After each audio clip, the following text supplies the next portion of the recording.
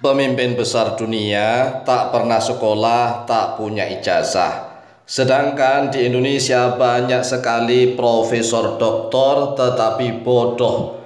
Oleh sebab itulah, mari kita koreksi diri kita masing-masing. Karena kualitas keilmuan dan keahlian manusia tidak bisa diukur dengan ijazah kertas atau diukur dengan sekolah atau kuliah. Karena banyak sekali di dunia ini pemimpin besar dunia yang tidak pernah sekolah dan tidak punya ijazah kertas. Namun mereka mampu menjadi pemimpin yang hebat, yang cerdas, yang jujur, tegas, pemberani, adil, bijaksana, dan mampu mensejahterakan seluruh rakyatnya. Salah satu contohnya pemimpin dunia yang tidak pernah sekolah, tidak punya ijazah adalah Nabi Muhammad SAW. Apakah pernah ada kisah sejarahnya bahwa Nabi Muhammad SAW itu pernah sekolah? Hampir seluruh sejarawan, baik sejarawan Muslim maupun non-Muslim, sejarawan Islam maupun yang non-Islam, semuanya sepakat bahwa Nabi Muhammad SAW itu sejak lahir tidak pernah sekolah, bahkan tidak bisa membaca dan menulis, disebut sebagai ummi. Ummi adalah orang yang tidak bisa membaca dan menulis. Namun kenyataannya Nabi Muhammad SAW sangat cerdas, intelektualitasnya luar biasa. Cerdas intelektualitas, cerdas spiritualitas. Bahkan di para sahabat Nabi Muhammad SAW tidak pernah sekolah, namun mereka para sahabat Nabi Muhammad SAW itu rajin-rajin belajar dan menuntut ilmu. Setiap sahabat Nabi Muhammad SAW, baik itu dari kalangan bangsawan, dari orang-orang kaya maupun dari kalangan budak, orang-orang miskin, semuanya rajin belajar dan menuntut ilmu. Tidak ada ceritanya para sahabat Nabi Muhammad SAW itu yang malas-malasan belajar. Nggak ada ceritanya. Walaupun toh mereka itu harus bekerja mencari nafkah untuk anak istrinya, dan bahkan mereka selalu mempersiapkan diri latihan perang, karena mereka harus mempertahankan diri dari serangan musuh-musuh Islam. Jadi para sahabat itu setiap saat belajar, mempelajari Al-Quran dan hadisnya Rasulullah SAW. Hampir semua sahabat itu paham Al-Quranul Karim. Karena nggak ada ceritanya sahabat itu yang malas-malasan ngaji, nggak ada. Semuanya rajin. Kalau seandainya misalnya ini ada sekelompok sahabat yang melakukan perdagangan ke Syam atau ke Yaman, mereka ketinggalan pelajaran. Tatkala mereka pulang ke Madinah, mereka langsung menemui sahabat-sahabat yang lainnya untuk mengejar ketinggalan. Ini para sahabat loh ya, mereka sudah memiliki anak istri. Mereka harus bekerja, menghidupi anak istri dan keluarga. Mereka juga harus latihan perang setiap saat untuk mempertahankan diri.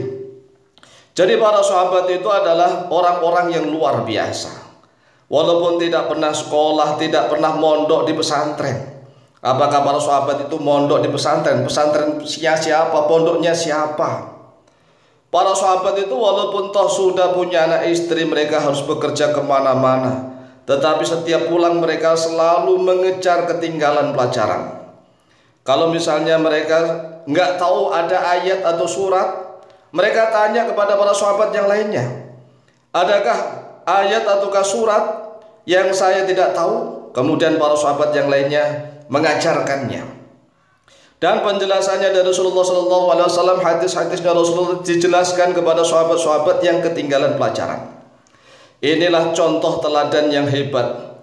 Para sahabat Nabi tidak pernah sekolah, apalagi kok kuliah. Tetapi kualitas mereka hebat-hebat. Mengapa? Karena para sahabat Nabi itu rajin-rajin belajar dan menuntut ilmu. Sedangkan manusia di Negara Kesatuan Republik Indonesia banyak yang malas belajar dan malas menuntut ilmu. meskipun mereka sekolah tinggi dan kuliah. Sehingga tidak heran banyak sekali doktor dan profesor di negara kesatuan Republik Indonesia yang bodoh-bodoh. Dari mana Anda bisa mengatakan banyak profesor dan doktor di Indonesia yang bodoh? Kebetulan kami sendiri pernah beberapa kali mengisi kajian yang diikuti oleh para doktor dan profesor. Jadi mereka ini Masya Allah, karena memang apa yang mereka pelajari dibatasi oleh diktat-diktat. Seharusnya ilmu pengetahuan itu bebas. Ilmu pengetahuan itu bebas, lepas, seperti pendekar yang bebas begitu. Sehingga manusia yang rajin belajar dan menuntut ilmu di mana saja, kapan saja, itu ilmunya akan banyak sekali. Sedangkan profesor doktor di Indonesia ini dibatasi oleh diktat-diktat dan tidak boleh melampaui batas. Padahal seharusnya ilmu itu tidak boleh ada batasan. Ini kenyataan banyak sekali profesor doktor di Indonesia itu yang kualitasnya rendah, sangat rendah sekali.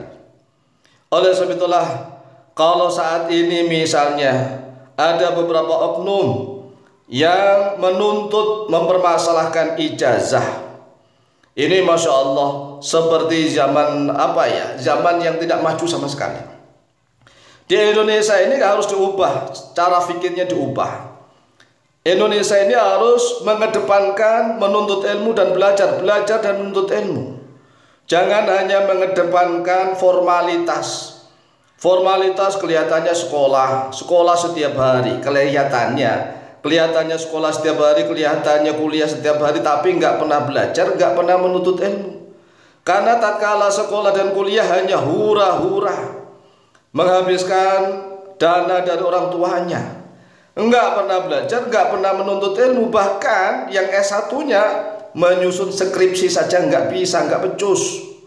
Menyusun tesis untuk yang S2-nya juga enggak bisa, enggak becus. Apalagi disertasi. Ini banyak sekali kenyataan-kenyataan di Indonesia. Orang yang memiliki gelarnya sampai gelarnya itu panjang sekali.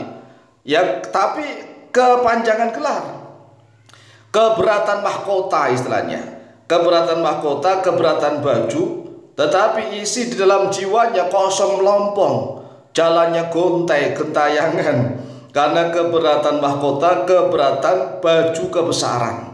Nah, kalau pada zaman dahulu orang itu walaupun tidak punya gelar, tetapi mereka itu rajin belajar dan menuntut ilmu. Itulah kualitas manusia. Jadi kualitas manusia itu tidak dibatasi oleh sekolah, kuliah maupun oleh ijazah. Demikiannya, semoga manfaat dan barokah. Lebih kurang mohon maaf. Wallahu taala a'lamu bishawab.